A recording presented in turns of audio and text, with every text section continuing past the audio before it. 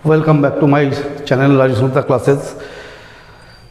आज हम क्लास 11 का ही बच्चों लोगों को पढ़ाएंगे। क्लास 11 के बच्चों लोगों को जो पढ़ाए थे इसके पहले वो चैप्टर था डेप्रिसिएशन। तो उसमें हम दो टॉपिक पढ़ाए थे, एक पढ़ाए थे स्ट्रेट लाइन मेथड, एक पढ़ाए थे डिमिनिशिंग बैलेंस मेथड। दोनों में मैं एक क्वेश्चन बना के दिखा दिए थे कि स्ट्रेट लाइन में आपको किस प्रकार से डिप्रीशन काटना है, किस प्रकार से एसेट को बनाना है, कैसे वर्किंग करना है।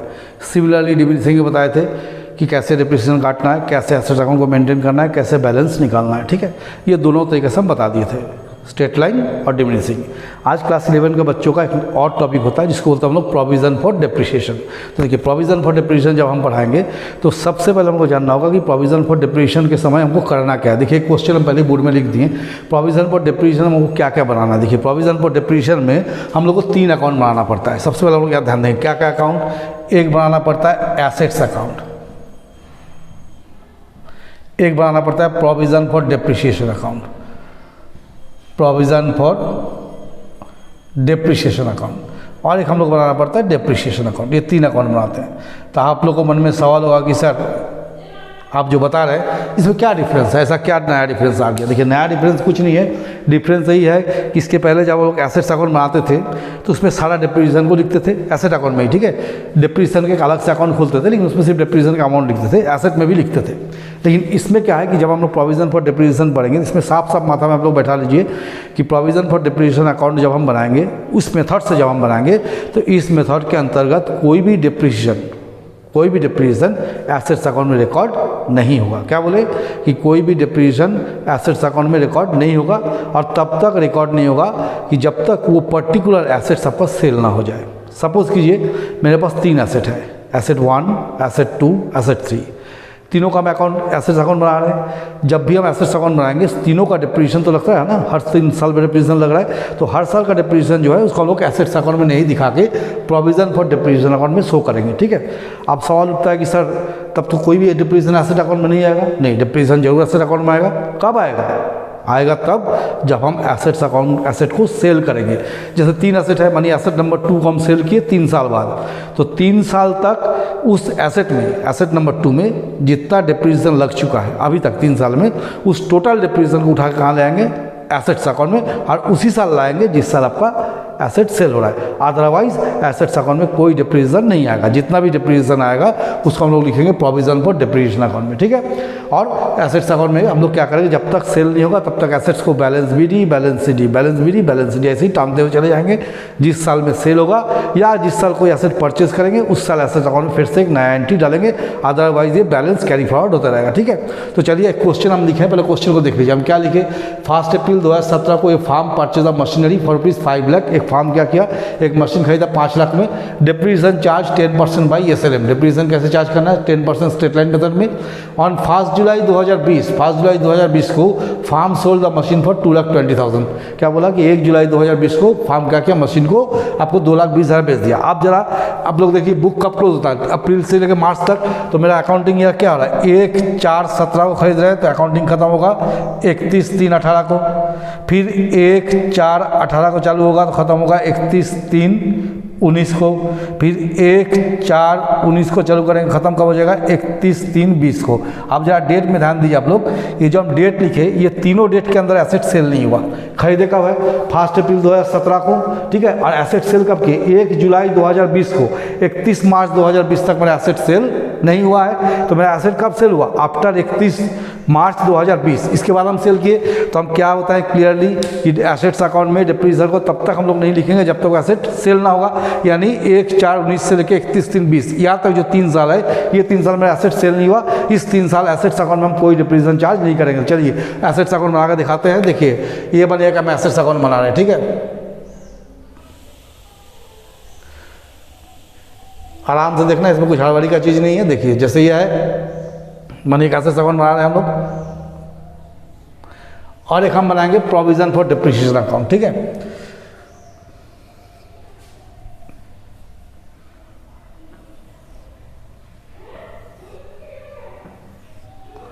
देखिए इसमें कुछ ज़्यादा दिक्कत नहीं, आराम से बन जाएगा। 2 अकाउंट बनाना हमको, एक बनाएंगे प्रोविज़न फॉर डिप्रिसिएशन। ठीक है, हम बोले 3 अकाउंट लेकिन यहाँ तो 2 ही का जगह बच रहा है तो 2 ही बना देते। डिप्रिसिएशन में कुछ रहता नहीं है ना। Provision for depreciation account, depreciation 1 साल का बना कर दिखा देंगे, है ना। और एक हम बनाएंगे मशीन अकाउंट। मेरे एसेट का नाम क्या है? मशीन है, तो एक बनाएंगे मशीनरी अकाउंट। आप लोग ध्यान से देखिए सबसे पहले हम लोग कब परचेस किए? 1/4/17 को। That is a 2 bank. कितना मशीन खरीदे हम लोग? 5 लाख का। हम आप लोगों को क्या बताया कि मशीन को हम लोग कब तक नहीं बेचे? 31 मार्च तक नहीं बेचे, 31 मार्च 2020 तक। तो अभी तक तो सेल नहीं हो रहा है, तो लिखिए 5 लाख। इसका अकाउंटिंग का क्लोज हो रहा है 31/3/18 को, तो 31/3/18 को लिख दीजिए बाई बैलेंस CD। ये 5 लाख हम लोग यहाँ लिख दिए तो इसका क्या किए? इस साल तो खत्म हो गया, तो अकाउंट का नियम क्या बोलता है? इस साल का बैलेंस नेक्स्ट ईयर में क्या होता है? ओपन होता है। तो 1/4/18 को जो CD हुआ उसका क्या कर लीजिए? BD, to balance BD। ये 5 लाख हो गया, इसको लिख दिया यहाँ पर आराम से 5 लाख। फिर इसको क्लोज कीजिए। इसका क्लोजिंग कब है? 31 मार्च 19 को, 31/3/19 को बाई बैलेंस CD। कितना हो गया? 5 लाख। तो ये क्लोज कर दिए। फिर यहाँ कीजिए 1/4/19 को टू बैलेंस BD। ये 5 लाख को BD कर लीजिए। इसका अर्निंग कब हो रहा है? 31 मार्च 20 को, 31/3/20 तक। देखिए सेल नहीं हो रहा तो हम क्या कर रहे हैं? इसमें कुछ नहीं कर रहे, सिर्फ बैलेंस BD और CD करते जा रहे हैं। By balance CD 5 lakh. ओ 5 साल खराब हो गया। ये 5 लाख हो गया। अब क्या करेंगे हम लोग? 1/4/2020 को टू बैलेंस BD करके इसको यहाँ पर छोड़ देंगे, क्योंकि इस ईयर मेरा एसेट क्या रहा? सेल हो रहा है ना। अब हमको डिप्रीशिएशन चाहिए, इस ईयर में BD करके छोड़ देंगे। क्यों छोड़ रहे हैं? क्योंकि इस साल मेरा एसेट सेल होगा, आपको डिप्रीशिएशन चाहिए। तो चलिए हम लोग चलते हैं डिप्रीशिएशन में। पहला ईयर अर्निंग कब हुआ? 31 मार्च 18, 31/3/18 को लिखिए बाई डिप्रीशिएशन। ये 5 लाख का एसेट है, 10% डिप्रीशिएशन निकाल लीजिए। कितना आ गया? 50,000। यहाँ लिख दिया 50,000। ये हो गया। अब इसको भी क्लोज करना होगा। लेजर क्लोज होता है ना हर साल, end of the each year ledger must be close है ना। तो ये टू बैलेंस CD। इसको 5 लाख कर दिए यहाँ पर हम लोग।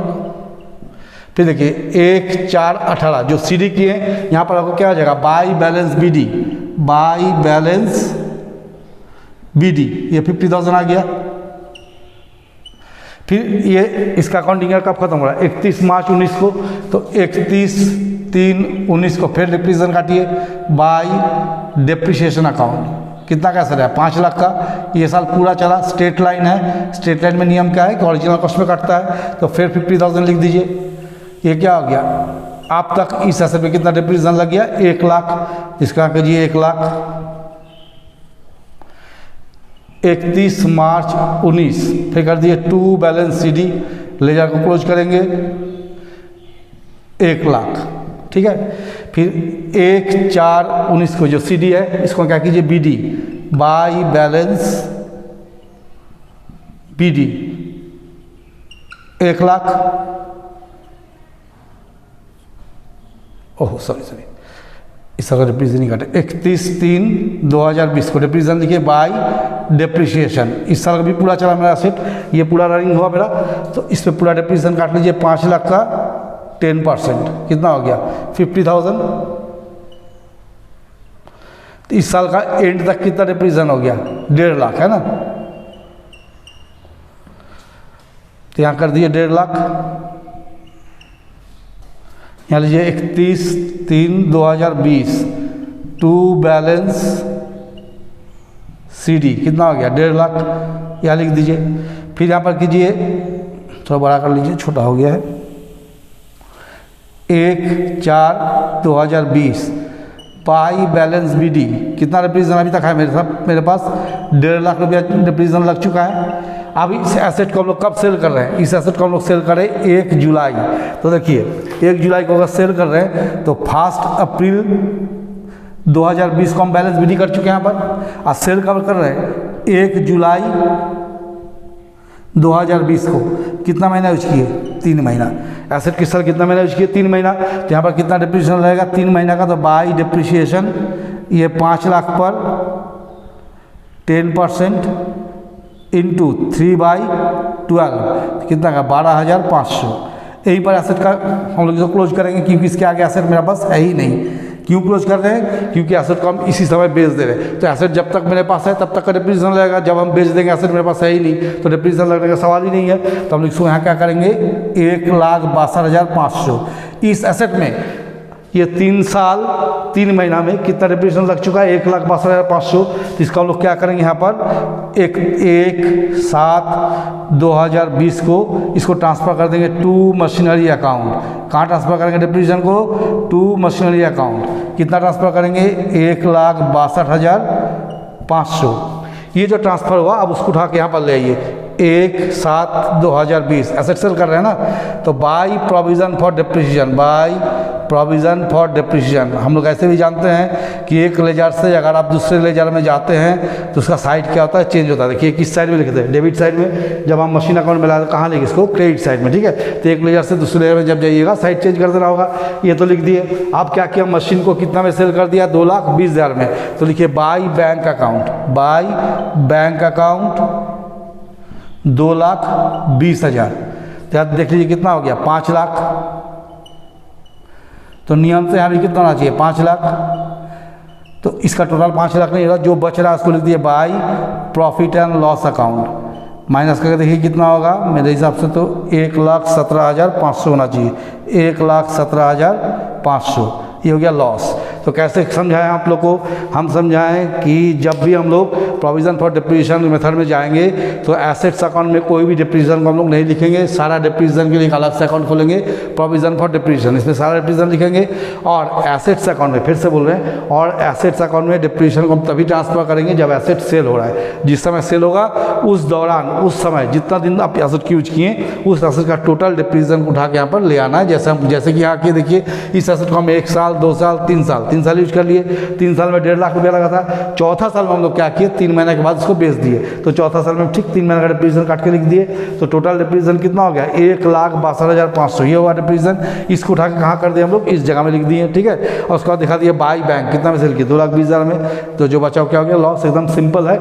इसमें किसके बाद क्या होगा ना कि आपको एक से ज़्यादा एसेट्स आएगा, जिसमें 2 एसेट या 3 एसेट आएगा।